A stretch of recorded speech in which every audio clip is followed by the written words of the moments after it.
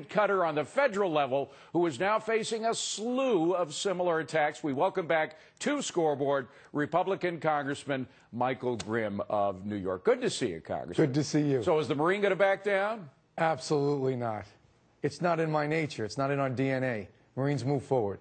It's getting pretty tough. I mean, when I saw, I thought it couldn't be topped by the rhetoric that we heard from the congressman from Massachusetts, Capuano, who said that there should be blood in the streets. He was speaking to some fellow unionists. But then we have people calling budget cutters like you dictators, as if you'd never been elected. Well, one thing that's ironic about all this is the double standard.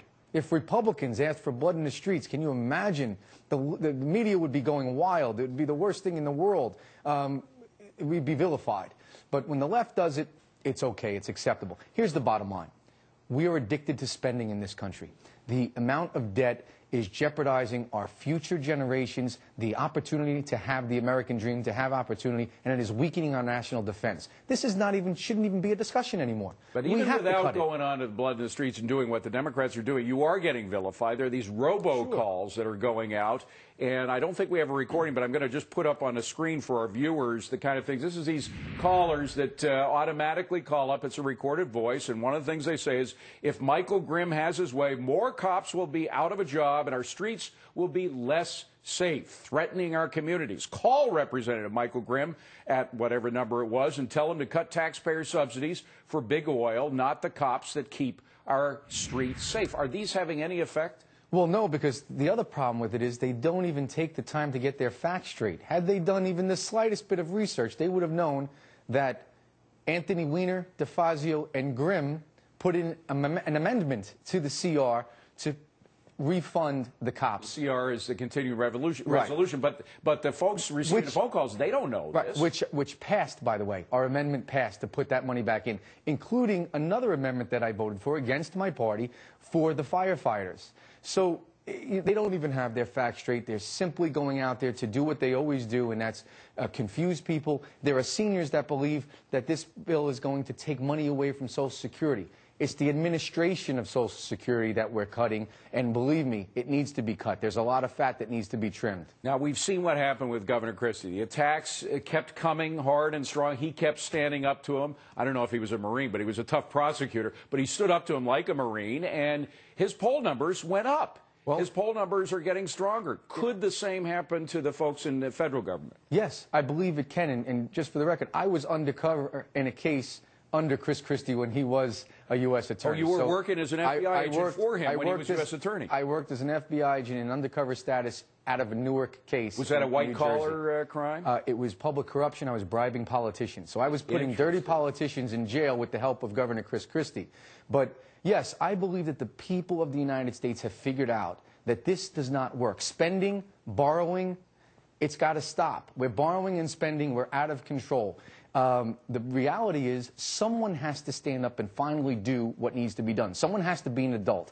People like Governor Christie are doing that. This new House of Representatives, the new Republicans, we're doing that. We're standing up and saying, we don't want to take money away. We don't want to cut. We have no choice. It's no different than telling a child no when you can't afford something. That's how everyone in America runs their household. That's how every businessman in America runs their business. The government can't be any different. Are you surprised, though, that it's gotten down to the street level of rhetoric where these people are actually, you know, calling people by names and saying there should be blood in the streets and such? You know, unfortunately, I'm not surprised. I wish I was, but I'm not. I think that politics has reached, you know, the rhetoric has reached an all-time low, calling for blood in the streets when what we're really trying to do is be responsible and get our fiscal house in order out of necessity, out of complete and utter necessity if we really want this country to thrive again. We cannot spend our way out of this debt. That's absurd, and that's really what the left is calling for. But do these robocalls and the heated-up rhetoric cause you to spend energy and time dealing with it?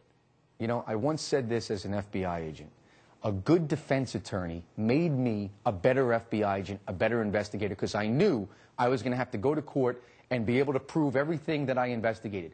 These robocalls, these people on the left, make me a better congressman because I have to get out there and explain myself to my constituents, which is a good thing. It makes me work that much harder to spread the message and to tell them the truth about my voting record and about why I'm voting that way. By the way, one charge against you is that you can't be against Obamacare on the one hand if you take the congressional health care plan on the other. How do you respond to that? Ridiculous. It's absurd. Very simply, I have always been for employer-based health care. That's what I have. This is the same health care that I had when I was an FBI agent. It's employer-based health care. We should be promoting employer-based health care, and Obamacare actually kills it. It raises the cost and reduces the amount of that employers can offer their We're going to switch. We're going to switch now to state level, but I got to ask you quickly before we go to our next guest: are you in favor of Governor Walker as he tries to cut the wings of the public sector unions in his state? Yes, I think he's doing exactly what he has to do. They're broke. Okay, Michael Grimm, good to see you. Thank you very much. Semper Fi to you. For the union side, we now turn to Hank Kim. He is Executive Director and Counsel for the National Congress.